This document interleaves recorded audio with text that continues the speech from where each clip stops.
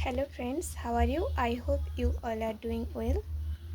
তো আমার study video তোমাদের সকলকে ওয়েলকাম। তো চলো আমার আগের দিনের স্টাডি রুটিনটা তোমাদের সঙ্গে শেয়ার করা যাক। আমি প্রথমেই সকালে উঠে 1 ঘন্টা লুসেন্টের জিকে বইটা পড়েছি, আর 30 মিনিট মতো আমি ভোকাবুলারি রিভিশন করেছি। এরপর আমি কয়েক ঘন্টা মতো ব্রেক নিয়েছি। তারপর বিকেলবেলা আমি 1 ঘন্টা মতো গ্রামার দেখেছি।